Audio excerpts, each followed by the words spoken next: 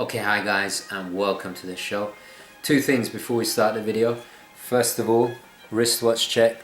I am wearing my Grand Seiko. Well, actually, it's not Grand Seiko. It is in fact my Saab 033. It does look like a Grand Seiko. It's not quite the katana blade polishing or whatever they say it is, but certainly is aesthetically very close. Now this is a great watch. This is, you can get these. I got this actually. I had to order this from Japan, but since then I think Long Island watches have started stocking them. You can get this $330, I think. Don't quote me on that, but it's just over $300. So amazing watch for the money, and one of my favorites. Anyway, so that's wristwatch check. The second thing is, you'll notice over there Wagner's been placed in a bit of a better position. Had to prop him up with some DVD cases, but just thought if he's looking over us all, I wonder what watch old Wilhelm over there would wear. If you want to guess, put it in the comments below. Anyway, so wristwatch check done. Let's get on with the show.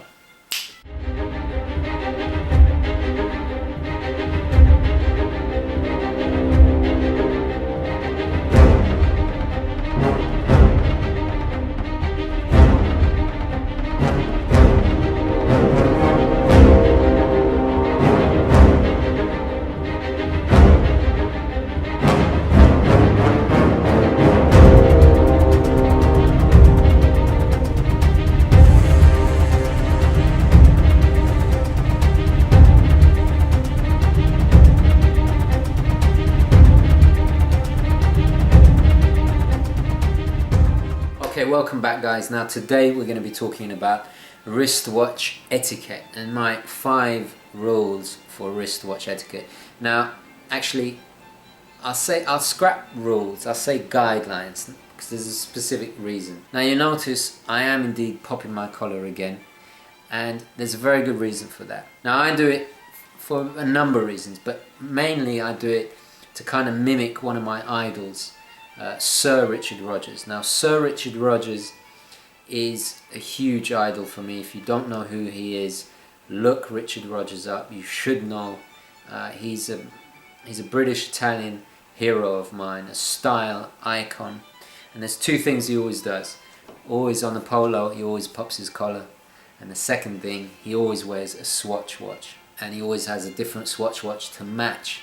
Always in a bright color, always to match his outfit. He's just cool like that, and he's a prime example of sprezzatura. So learn that word, look it up, and definitely if you're a Richard Rogers fan like me, then you're very welcome here. Okay, so wristwatch etiquette. Okay, so number 1 has got to be wristwatch size. Now I deliberately wore the Saab 033 because this particular watch is my ideal size. Now I like to wear my watches quite loose.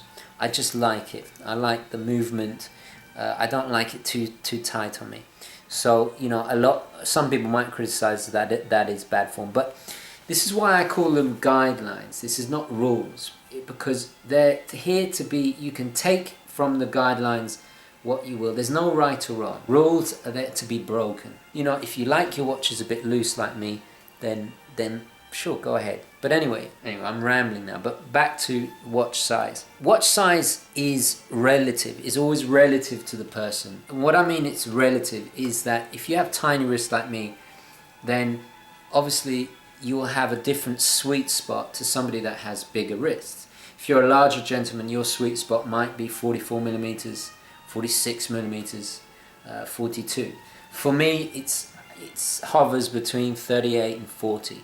I don't go over 40. What you don't want to do is you don't want to be one of these guys that have tiny little wrists like me and then wear these giant watches and it overlaps the wrist. It looks tacky. It's bad form. You don't want to do that. And unfortunately, it limits me because there's a ton of watches that I would love to have, especially Breitling, that are just in the larger sizes, and I just simply can't because they look terrible. I mean, they look really tacky on me. And the last thing I want to do is spend a lot of money on a beautiful watch and then not be able to wear it, not be able to enjoy it. For me, you know, I tend to go for the smaller size. Now, if you are a larger gentleman, what might be my sweet spot is, you know, let's say 39 millimeters. Yours might be a lot bigger, and that's absolutely fine. You'll see that the lugs don't go over the width of my wrist. You don't want the lugs to hang over the edge of the wrist. So roughly you want to be in there. Now, watch sizes, the trend is for smaller watches is coming back. This kind of oversized trend, and I never liked it. I'm very classic in my taste.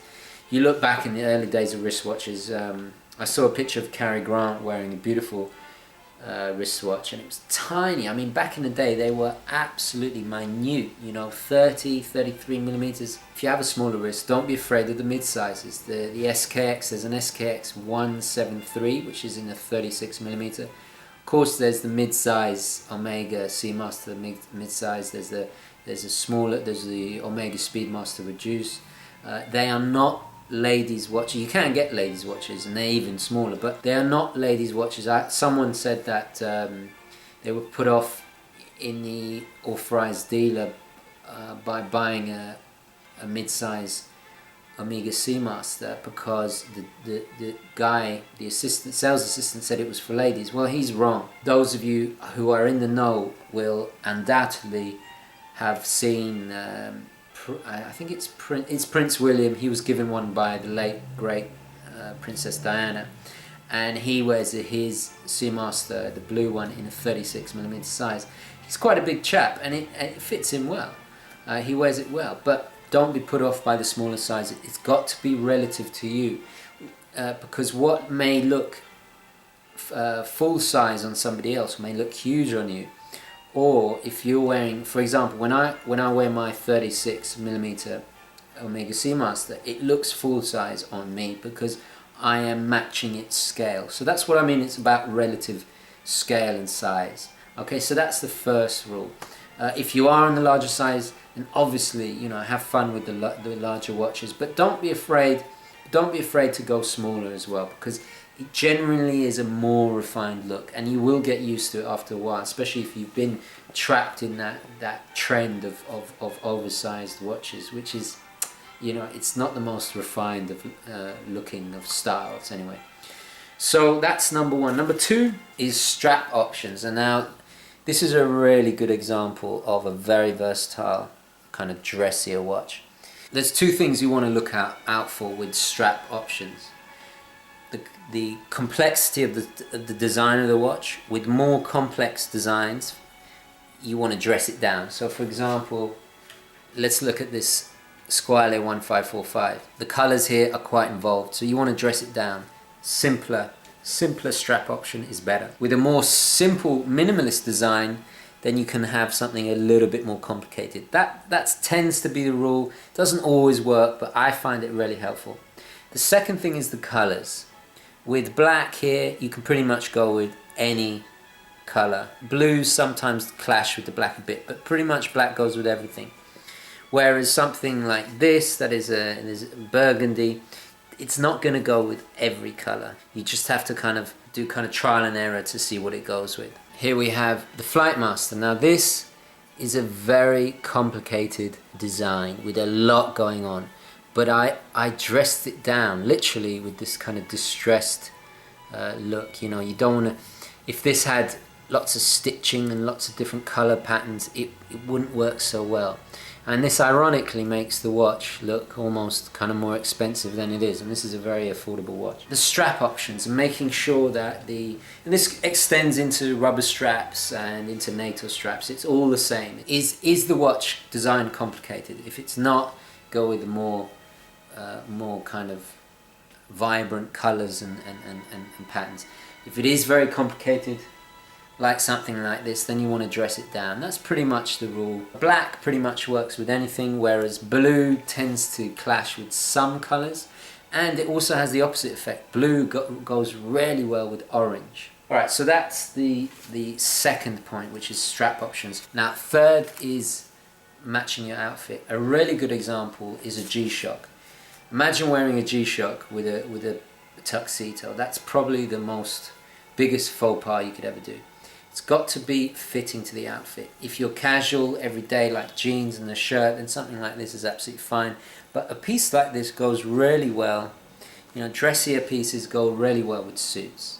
That's age-old kind of rule of a dress watch still apply today. I know James Bond had his Submariner with a tuxedo, but to be honest, I think there's only 3 occasions where a dress watch is essential. If you're in a tux, you want a dress watch. If it's a white tie or a black tie event, you want a dress watch. If you're wearing a suit every day, a Submariner is fine, a diver is fine.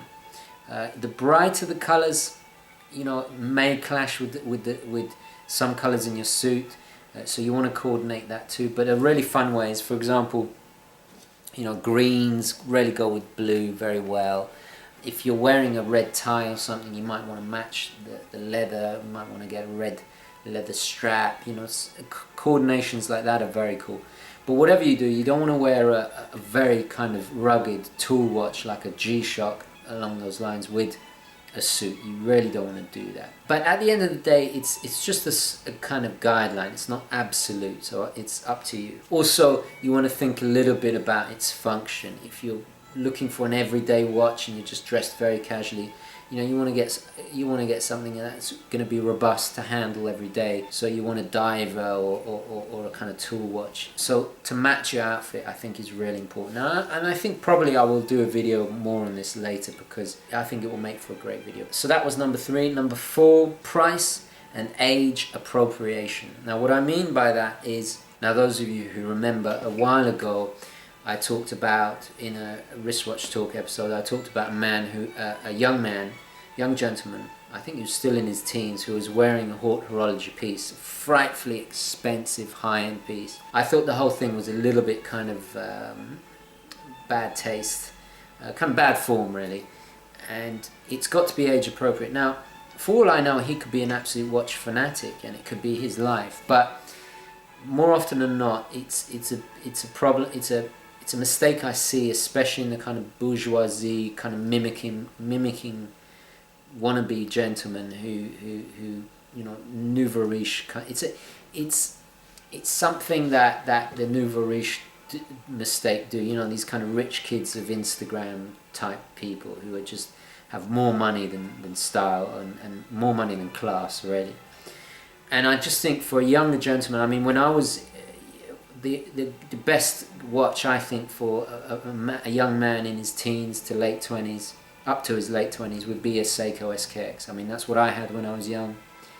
You know, when you're young, you're having adventures, you're into all kinds of shenanigans and you know, parties, and you don't want to be wearing something that is the price of a house on your wrist. It just is. It's vulgar. It's bad form. It's just, you know, it's also quite insulting to people who around you who are not born with the silver spoon.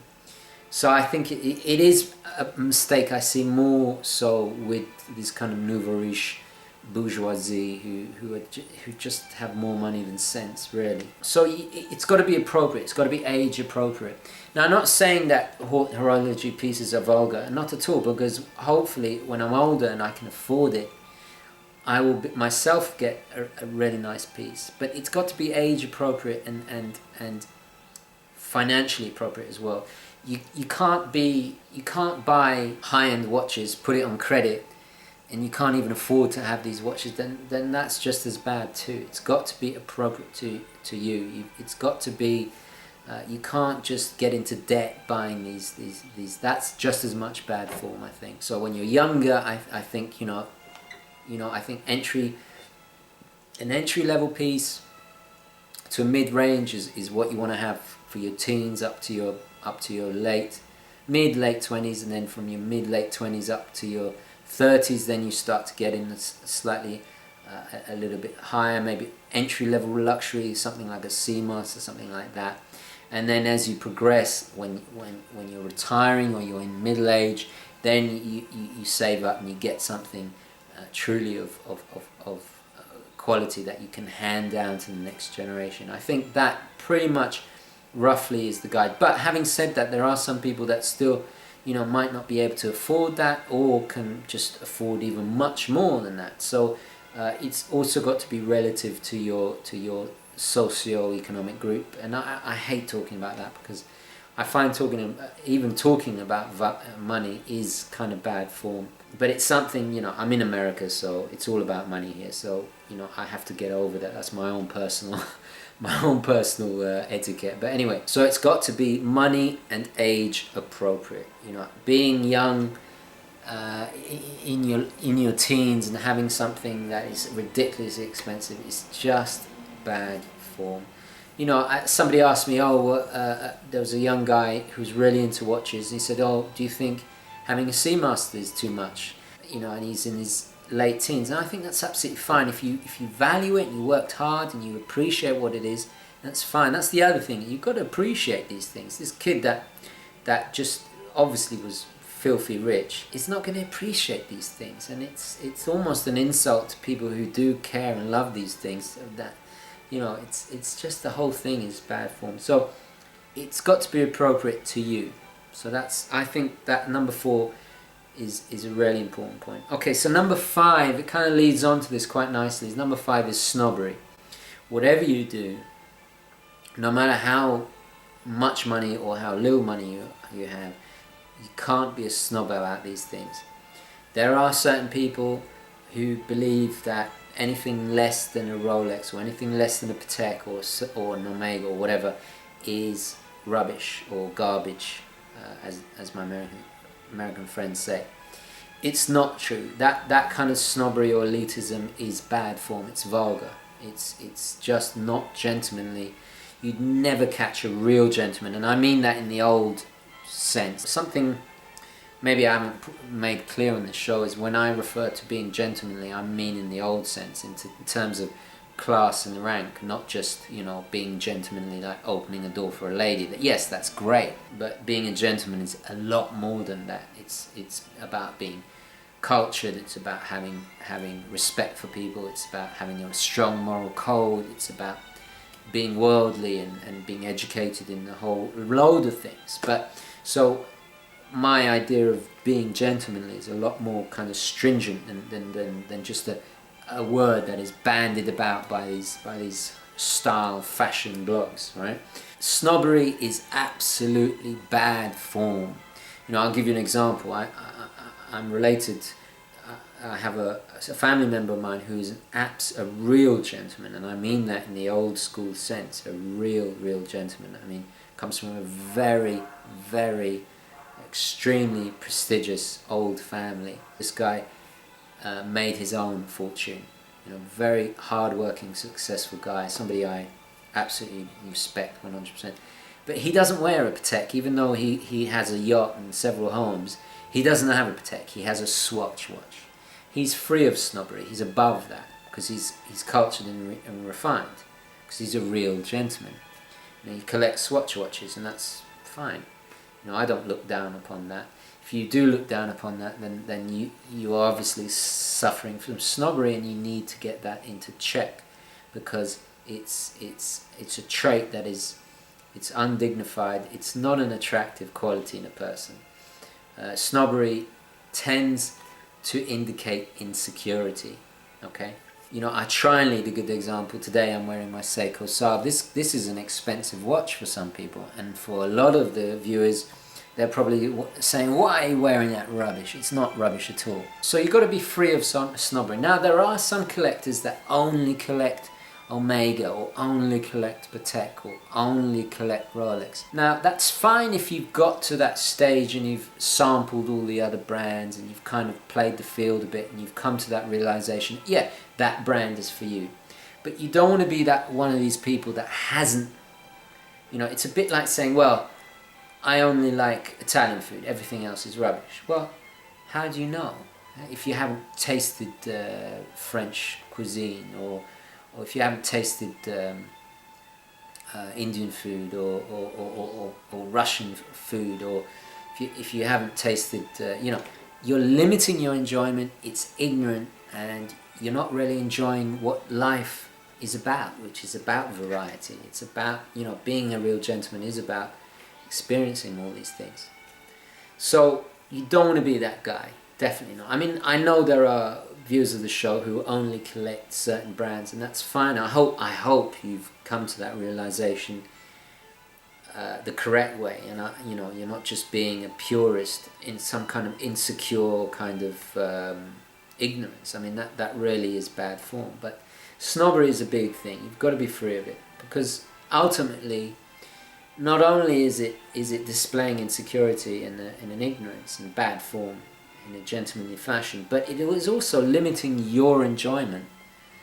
You know, there's fantastic watches in the mid-range. There's fantastic, you know, if you've never owned a Seiko SKX, you know, let's say you only collect Submariners, right? And I understand the love for the Submariner. Of course I do. I have one.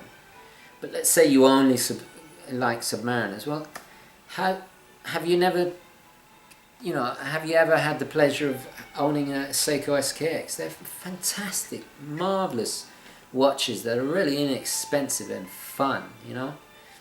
And then if you have and you didn't like it, then that's fair enough. Enjoy what's out there. Don't be a snob. So I think we'll leave it there. There's a hell of a lot we've discussed, and some of these points I will make further videos on, especially about strap options and the like. But anyway, guys, I really want to hear your opinions. I'd love to hear what you consider maybe a guideline to add to this, what you disagree with, and please always remember to be respectful. I know you guys are for the most part, are very, very gentlemanly and always have good form, especially in the discussion. But I really want to hear your comments, your opinions, what you think is, even if you completely disagree with me, I want to hear why. You know, I want to hear justification why.